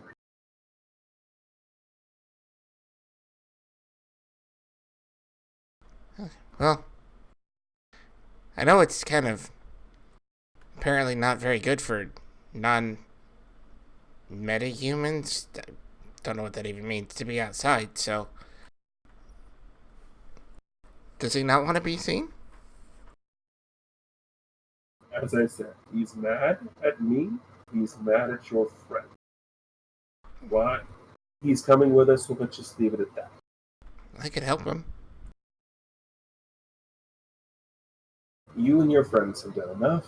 Let's just... Well, Richard looks at his armband. Actually takes it off and holds it up, says, this actually makes people invisible. If he wants to, we could just lead him along with us.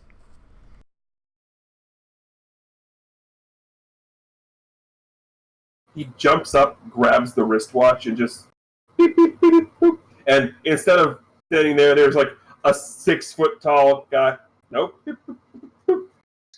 That's like now. Yeah, it's like 6 different button tries before you can get the invisible one. Right. It's just like different comic panels of one he looks like Ven, like one he looks like Lutra. Right. Like he's just shifting. Like one he looks like Seraphim. Like he's just shifting through different people until he gets the button that turns him invisible. That's that one. No, that's that. Actually, it's that. Okay, it's probably gonna look different again. That one. There you go. Okay.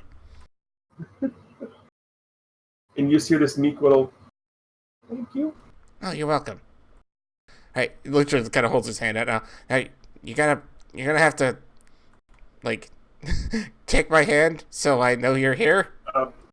Or your stepbrothers, one of you. I'm not gonna go anywhere, and it looks kind of weird if you're holding the hand of nothing. Okay, you know what? That's a really good point. Smart kid.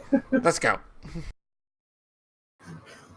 So now we'll turn the page, and we are back at Stormbreaker Technology. Right. So at this point, our young Bobby has been rather not aggressively forced towards the showers, but it's been pointed out where they are several times. So that's happening off panel. So we're sort of back in the meeting room. There's Kestrel, there is Lutra, there is Ven, there is a spot on the couch that is being indented by nothing. There is Dr. Casey, there's Oliver, and there is Seraphim, unless Anton 50-50 if you're there. Nope. Okay.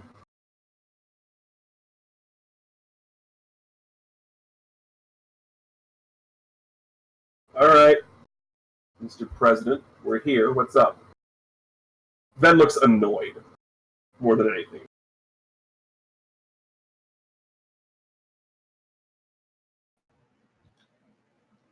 The president just glares at Ben at this point.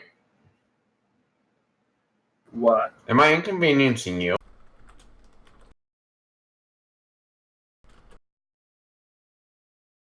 You're not inconvenient.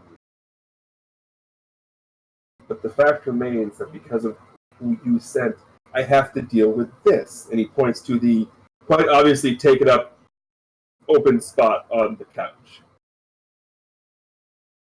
So I'm a little annoyed right now, yes. By the way, where is he? No, I'm not going to go search for him. That's not why we're here. And if you have a problem with it, you can leave right now, but expect us not to come help when you need it. I'm not going anywhere. You know what's out there. I do. I'm not going anywhere. We're here. There's been a rogue attack at Virgo. One of the mutants.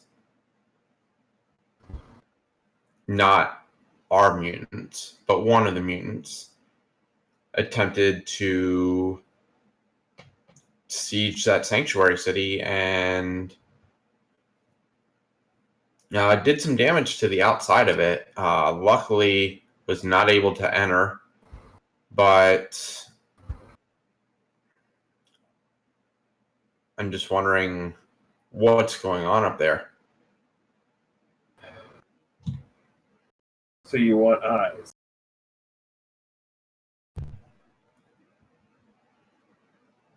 Well, being the president, being the last remaining connection of hope between mutants and humans, I feel I have to go up there to make a statement. And now you probably see where I'm going with this. If I go up there, how do we know this wasn't a lure? We don't. So we have two options. You go up there, and we're vulnerable here, or you stay here, and the statement doesn't get made.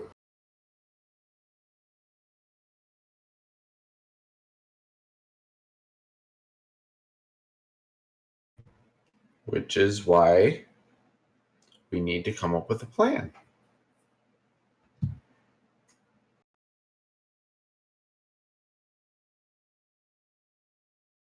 Lutra, was it? You said your name was? Yes. Yep. Lucha. Kestrel was the other one? Kestrel's actually kind of been looking down and like thinking like very clearly, like thinking back and forth. Then he hears his name, he's like, "What?" Yeah. Lucha's got like a plate of cooked salmon in his hands. Alright. I guess I'll ask the question. Since obviously this plan's revolving around you two and your friend. And even when Ben says the word friend in regards to Anton, there is some disdain in his voice. So Ben. Look, Anton probably Yes. didn't mean it. Oh, did he offend somebody again? Yeah, he did. I will be taking them with me, Ben. I need you and your entire crew to watch over the city. And in order to do this, and he looks at the invisible lump on the couch, you will all need to be in your right mind. you just hear this. Wait. Really? You mean that? And there's suddenly a lot more jovialness coming from the invisible lump on the couch. Lucha pats over to it and reaches out, pats whatever, like reaches out for what he thinks is his shoulder or head, pats it. It's like, yeah, you'll be fine. Hey. That's you definitely patted an elbow. Oh, well, that's fine. Hey, I don't need it at this moment, but I'm gonna need that back because it looks like we're gonna do something dangerous. And he undoes it, pulls the hood off, and you now see the picture that I showed earlier. Lucha. Do we recognize him? Yeah, I was gonna say. Give me an insight check. Lutra, you're not going to need one because you, like, the hair color is different. You know. Like, Okay. You know. You know as well, Castro. Lucha kind of, like, stares down at him. As he, like, I'm assuming he gives him the armband back. Yeah. So Lucha, like, puts his plate down, like, slowly slips his armband on, kind of sits down on the sofa next to him, and just gives this kid a big hug. I don't know you. Why are you hugging me? Trust me, it's okay. This is a little weird. Please let go. You said that too. Yeah, I just said it. Now please let go. He slugs him one more time and then let's go. He's like you get a comic panel where he goes like trying to peel the Right. fingers off of him slowly. He gives him one more snug and then finally lets him go. Okay, everything's right in this world now. I feel better. So you, Super Squirrel, Yes. Super Squirrel. how long does it take you to go, say, 1,100 miles? Let's see, 1,100 miles, counting for wind resistance. So it's maybe, I don't know, 10 seconds? You are going to be our emergency. If they need help here, we're sending you back. And at this point, the president hits a few buttons on Dr. Casey's board area, and a hologram pops up of a map of Solstice, which looks, exactly like Canada and the United States. And he points to where Bay Area is, which you guys all know is San Francisco, San Jose area, which is actually Bay Area in your normal existence. And then he points to Virgo, which you guys know as Helena, Montana. At least we're familiar with the geography.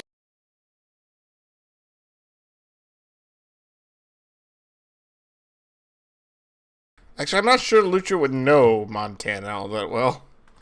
But the Lucha doesn't recognize the map because he's seen it before. Well, yes.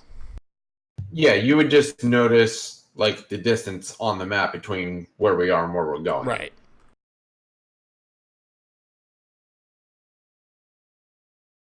But it's basically to paint a visual of how far the distance actually is. I gotcha. So we're going there. That's where the attack was. And you said you're coming with us? I think we're going with him. Right. That makes a lot more sense. At this point, Oliver's going to speak up. I figured that might be what you were doing, so I've already sent word to the rest of the crew. They should be here shortly. There's more?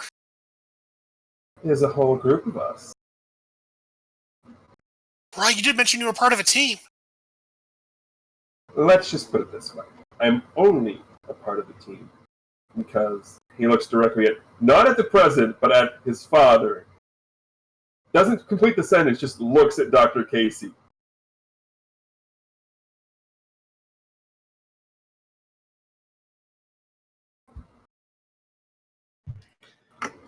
And at this point, the president reaches into his pocket, and no one sees what he does, but everyone hears an audible beep. And then, surprise, bright flash of white light. And once the light dissipates, the president is now standing there with 6 wings protruding from his back. Huh. Wow. Okay, that's a little weird. Why do they keep saying that we look weird when there's stuff like that? Really? Wait, they say we look weird? Sometimes, yeah. Oh.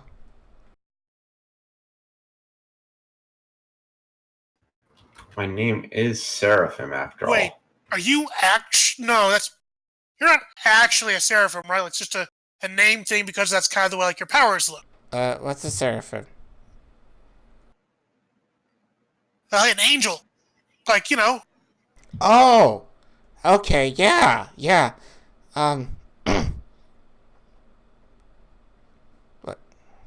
What's an angel?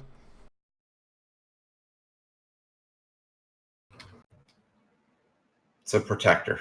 There we go. Yes, that works. Oh. I was going to say Santa Claus, but that's a much better term. Do I look fat and jolly at all to you? I was going to say like Santa Claus, not exactly. Like Santa Claus. For the record, like this. Yeah, not fat and jolly at all.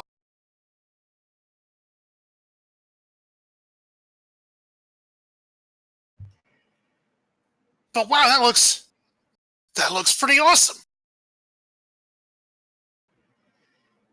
How do you guys feel about teleporting? Considering everything else we've gone through, I have no idea what you mean. But I'm perfectly fine with this. I mean, sounds good to me.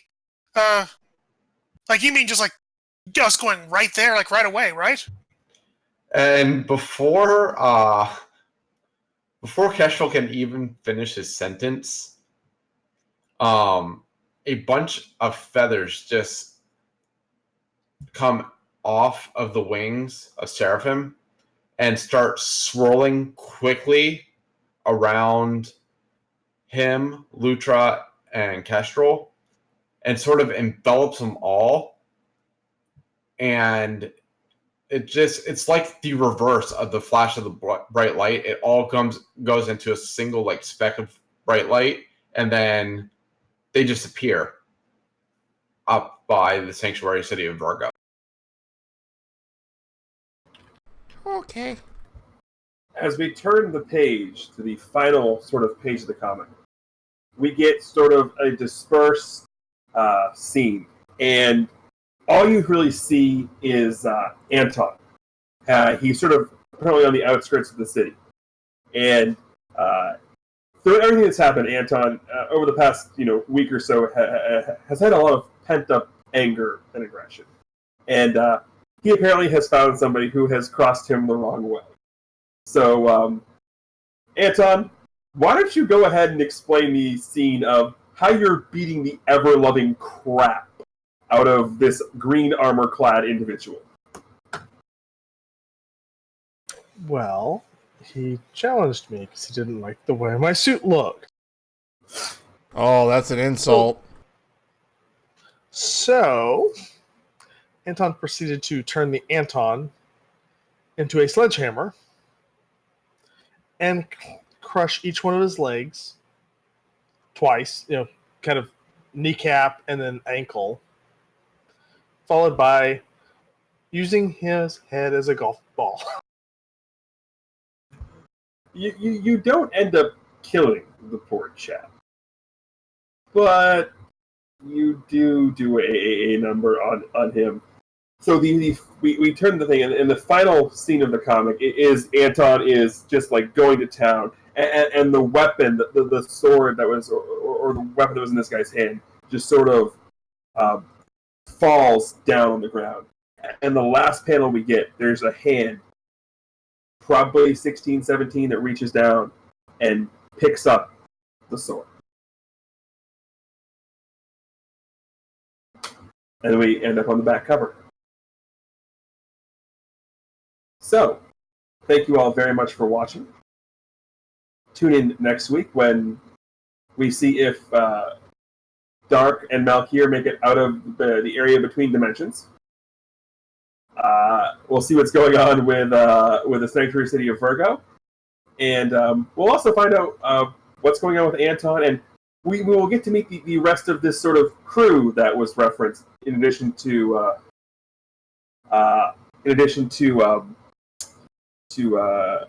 Oliver and Ben. And on this back cover,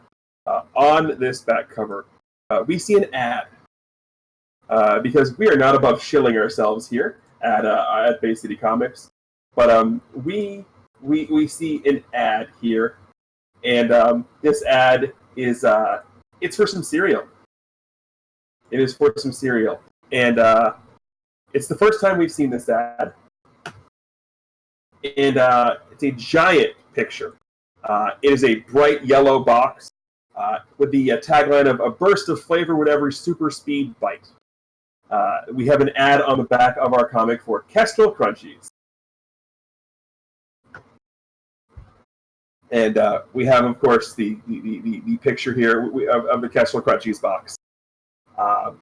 Available at your local grocer. Make sure to ask them if they don't get them in stock. Make sure to ask them to get your Kestrel Crunchies in stock. Tell them Lucha sent you.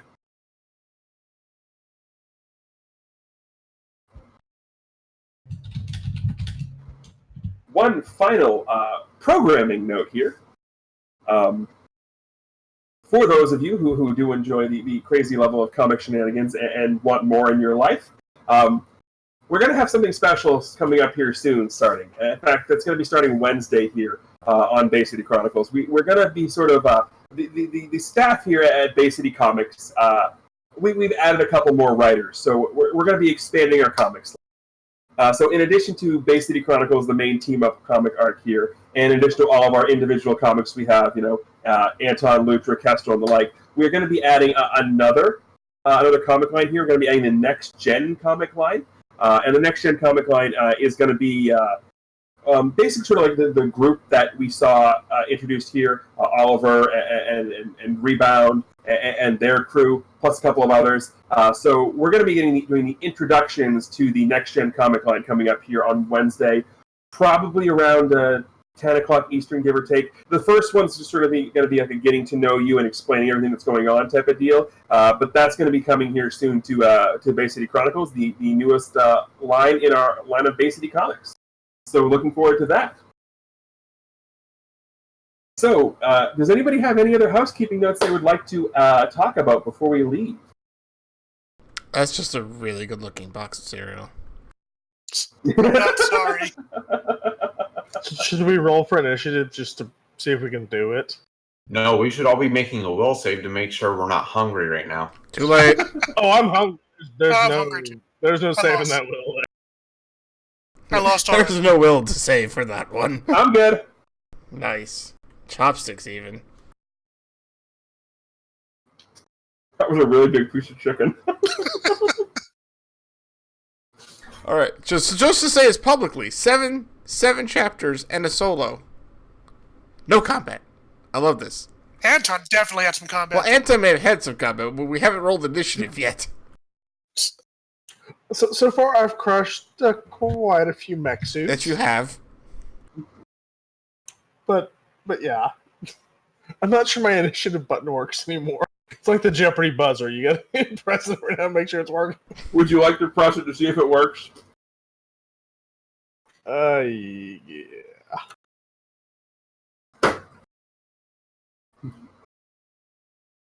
But I have to get back in first. Anyway, so thank you all very much for watching. Have a wonderful rest of your evening. Remember to keep tailing, and we will see you back here on Wednesday for the unveiling of the newest comic line in Bay City Comics.